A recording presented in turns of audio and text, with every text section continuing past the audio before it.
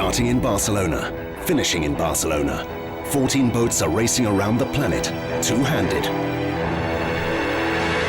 non-stop.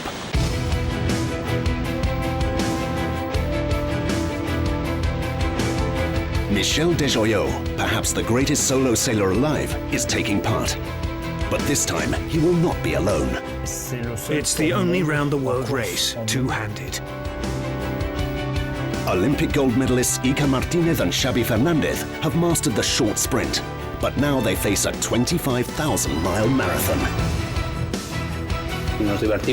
We enjoy ourselves, which is the secret of working well together. And after winning in 2008, Jean-Pierre Dick returns to defend his title. It was fantastic for me to win the first edition of the Barcelona. They all face incredible fatigue on the anvil of the oceans, pushing their boats to the limit and beyond.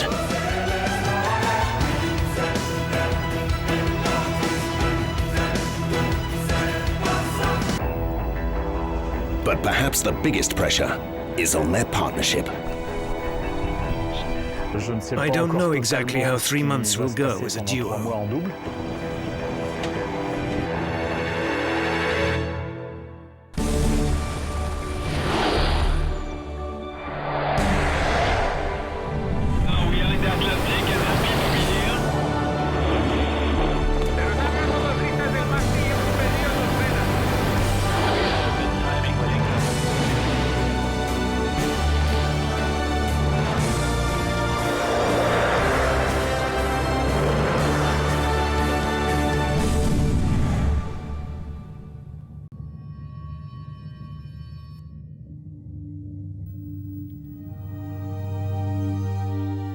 Last time we saw the intense emotions of leaving Barcelona.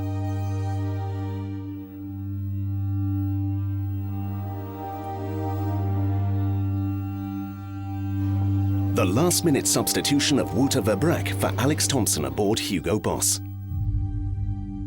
And the impressive sight of 14 ocean-going racing boats setting off for 3 months on this globe-circling marathon.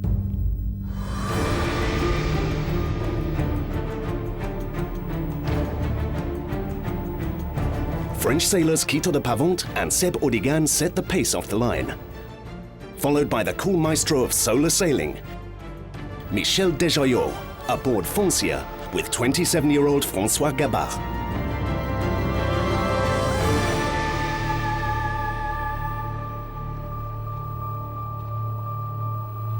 The first challenge for the teams is to tackle the fickle Mediterranean breezes, a frustrating battle for the fleet.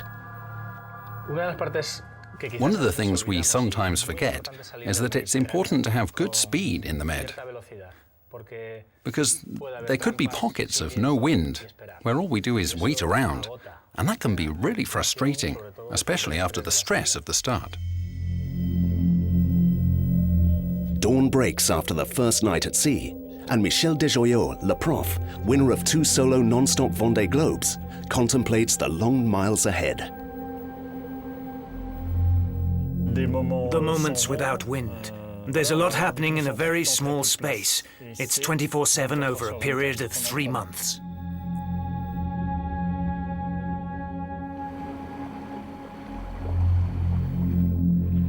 For all duos, this is a slow start to their marathon. The first tactic that pays is for the boats that head across to Africa. Foncia, Verbac Paprec 3, Estrella Damm, Neutrogena and Mirabeau all find better breeze. The rest of the fleet struggles and slip behind in the shifty winds off Almeria. But even in such calm, the Mediterranean has its beauty.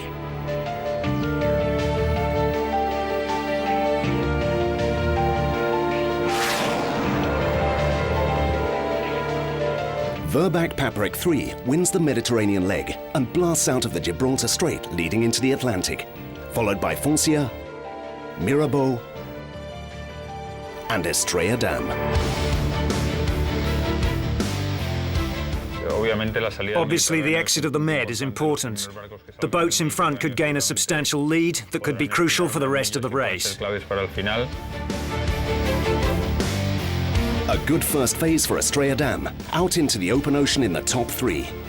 Now they must keep the boat on the boil and sailing fast in the drag race south. A toda pastilla, Alex Pella a los mandos.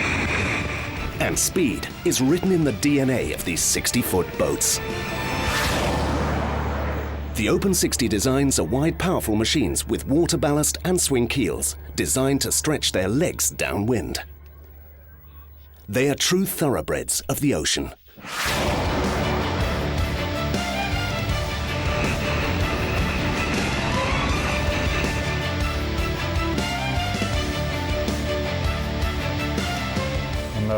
We are very lucky to go to sea and do what we want, go as fast as we want, with no speed limits, no speed cameras to restrict us, few obligations, no road signs.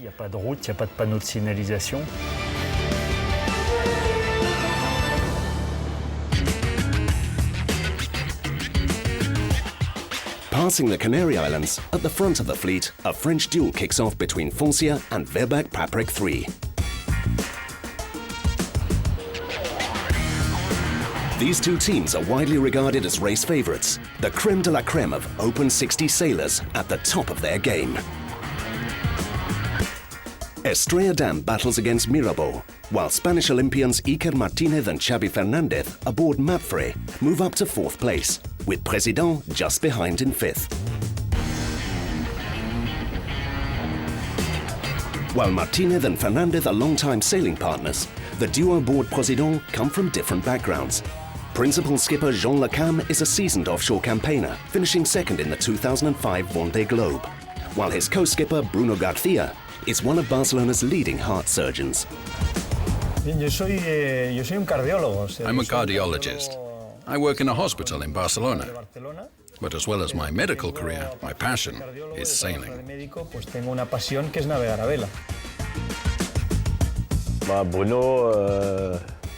Bruno is a very quiet person, very calm. He's somebody who thinks quickly, who understands everything immediately.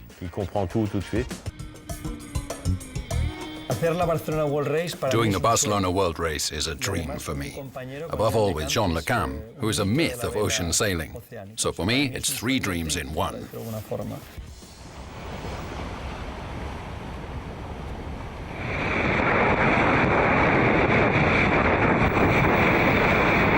Firing southwards on the trade winds takes its toll on the boats. Equipment failure at this level of performance can literally make or break a team's chances of winning or even finishing.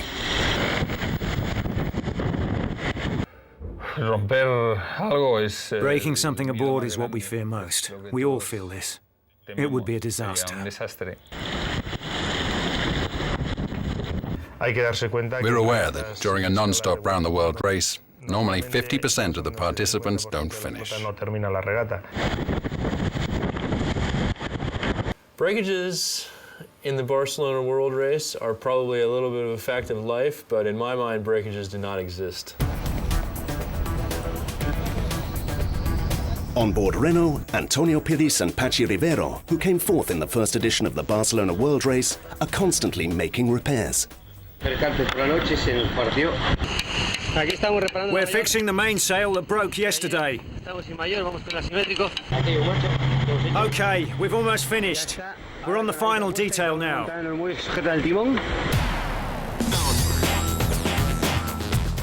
number one thing we want to do is to avoid any damage. Breakages are the thing that makes you stop. And if you break your mast, keel, or other vital piece of kit on board, it's a full stop. Cruelly, for Jean Le Cam and Bruno Garcia, this is exactly what happens to President. Their mast suffers a catastrophic failure.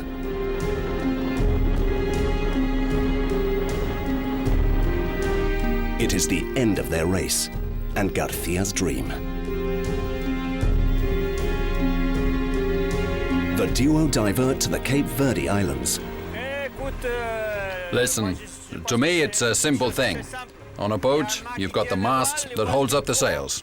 The sails are under pressure, and you hit a big wave, and there's too much force on the mast, and so the mast breaks because of compression. I think that's how it was. and eventually return to friends and family in Barcelona.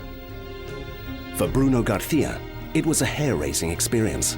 It's game over. You go from being full-on in a race to it being over. You don't want to believe it.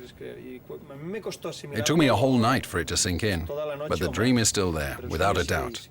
Whether I'll achieve it or not, time will tell.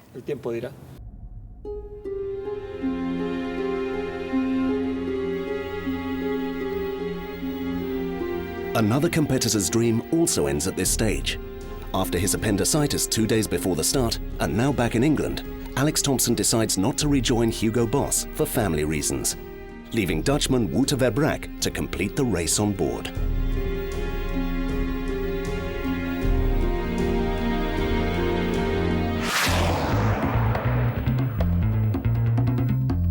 On the track, the teams dice with the doldrums, the windless hole on the equator. The front-runners, though, manage to slip through without stopping. And the scrap for the lead continues between Verbaek Paprec 3 and Foncia. I'm discovering the doldrums. Wow, that's it. What are you feeling going into the doldrums? Well, the truth is, we're going really well. With sun, with 50 knots of speed.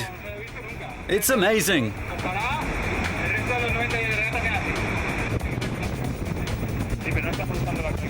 The moment of actually crossing the equator is always notable. Ready, only a few seconds left.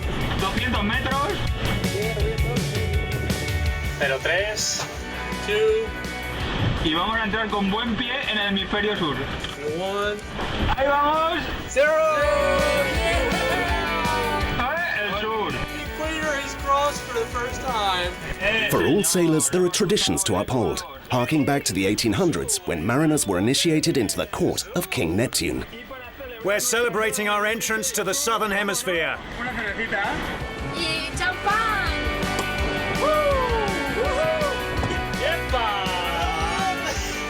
How about for Neptune? ¡Por Neptuno!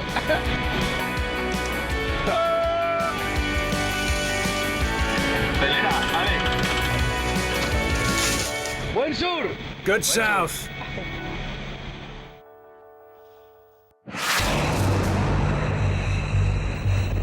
After the equator, the battle for the lead is turned upside down. Foncia has had a breakage. Michel Desjoyaux and François Gabard announced that Foncia needs to stop to replace the sacrificial crash box on the bow that broke off in high winds. This is allowed under the rules of the Barcelona World Race, guaranteeing more finishes and introducing a pit stop element to the game. We're making a pit stop for the bow. We're going to try to film it. It's going to be short, certainly overnight. We hope to restart when it's still dark, or very early in the morning. Verbaek is around 15 miles behind us. They're going to stop as well. Race leader Verbaek Paprec 3 announced that they too will stop in Recife, Brazil, to repair a broken mainsail system.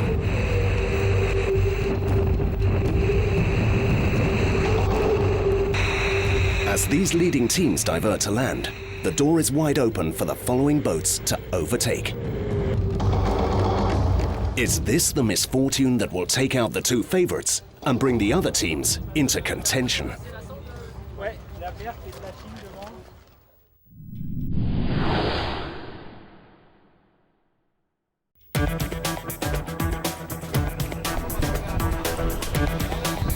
With President losing their mast and out of the contest, 13 teams are now left in the Barcelona World Race, a 25,000-mile marathon for duos aboard superfast 60-foot ocean-going thoroughbreds.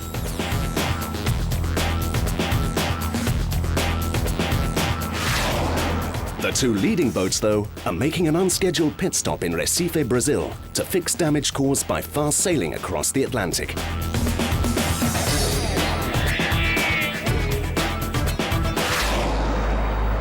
Foncia is first in and working through the night.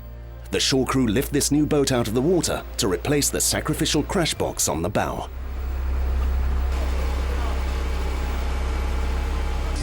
The bit at the front, which is partially black and yellow, is a block of hard foam which crushes if you hit a hard object, like a bumper on your car. If we have a big problem in the Southern Ocean, our bow hits something, we'd need the safety margin.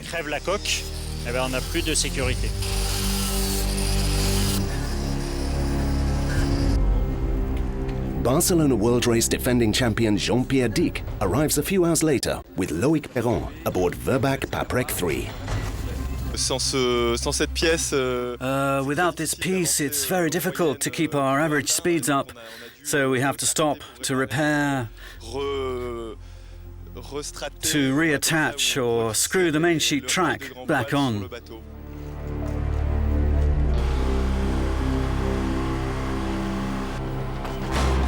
The two teams work as fast as they can, side by side, on the same key.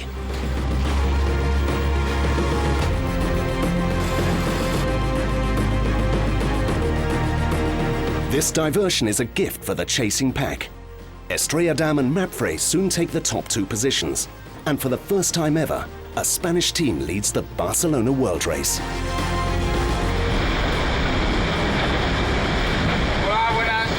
Hello everybody, welcome on board Estrella Damm. Oh, I don't know how to start. Thanks for the congratulations. As you know, it's wicked to be at the front of the fleet. So, Pepe, everything's going pretty well, eh? Crossing the equator like that was great. Step by step, we're catching you. But yesterday, you thrashed us.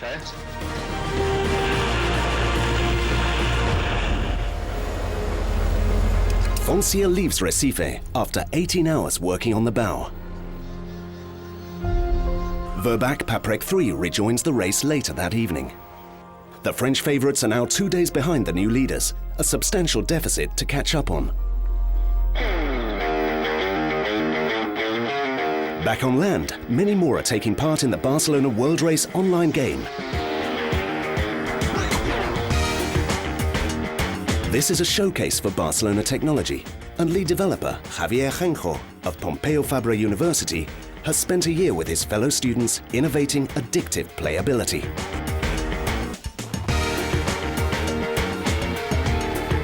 The virtual boat is always sailing, even when you're not connected. So you're curious to know where your boat is in the ocean, how it's getting on, what the weather's doing, and if you need to make some changes. So that's why you'd want to keep connecting, to know if you have to change course and settings.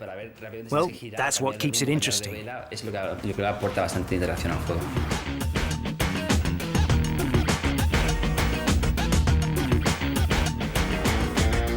A staggering 37,000 fans are now playing online. One of them is from Girona. When I'm not sailing in the virtual world, I also sail in real life, like many other players. Albert Proust won the first leg of the game, and as a prize, he's invited to a live video conference with his hero, Pepe Ribes. I know that we're on the same track, but it's better to play from here. I couldn't agree more. Many thanks to all of you, but now I have to leave you, because I have more important things to do. The game comes first.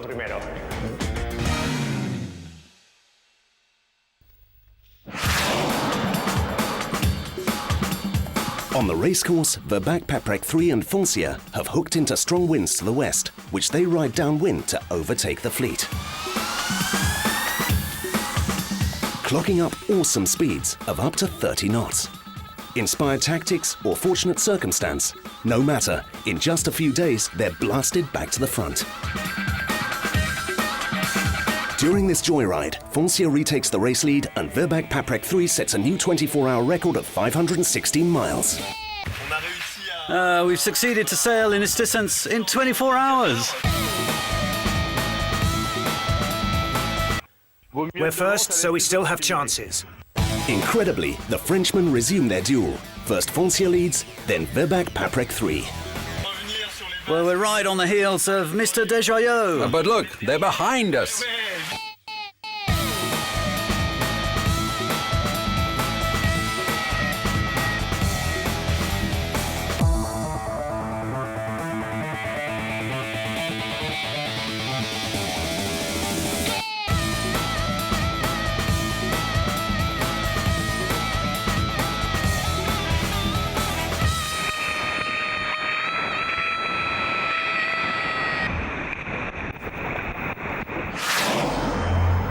Such breakneck speeds take a dire toll on day 26 of the Barcelona World Race.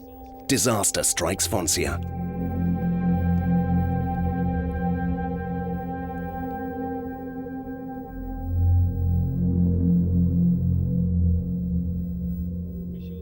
François Gabard and Michel Desjoyeaux report that their mast has broken 25 meters above the deck. First, we've tried to collect the pieces and secure the situation. But what's done is done. There's no point trying to blame the world. We're not happy. It's not what we wanted. We must live with this. We've got 4 days to let it sink in before we get to Cape Town, where we'll take the next steps to put the pieces together and return the boat back to France. Well, that's it. Damn it all. Michel Desjoyeaux, the legend, is out. Fellow competitors react to the news. Ouais, écoute, c'est forcément une nouvelle. Well, listen, it's surprising news. We're losing a close competitor.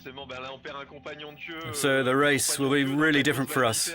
We're really sorry for them. Désolé pour ce qui leur est arrivé là. Well, being in front of the group is very difficult, very hard. To always work on the boat, pushing very hard, and then it's over in a moment. It must be sad for them.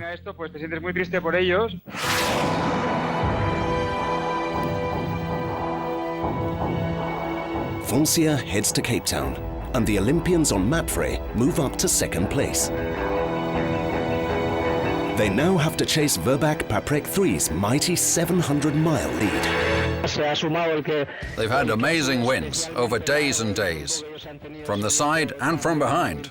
All perfect conditions to go fast. So, well, that's the situation we have today. We'll wait and see if we get those conditions as well. Now the fleet passes under South Africa's Cape of Good Hope to face the might of the Southern Ocean.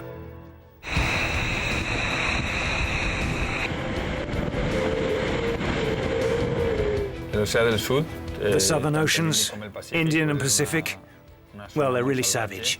There's a lot of wind, the waves are huge. It's an area where you can easily get into trouble. Because should something happen, the only rescue we've got are those around us. Even with all this, I can't wait to be there and see how the boat flies and surf on the wave.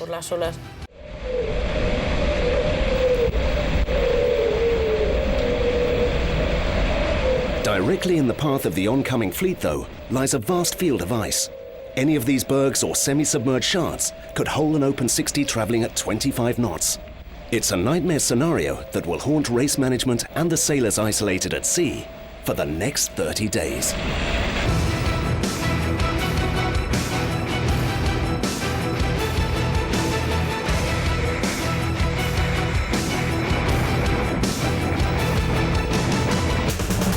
Next time on the Barcelona World Race, race director Denis Euro introduces a radical change in the course.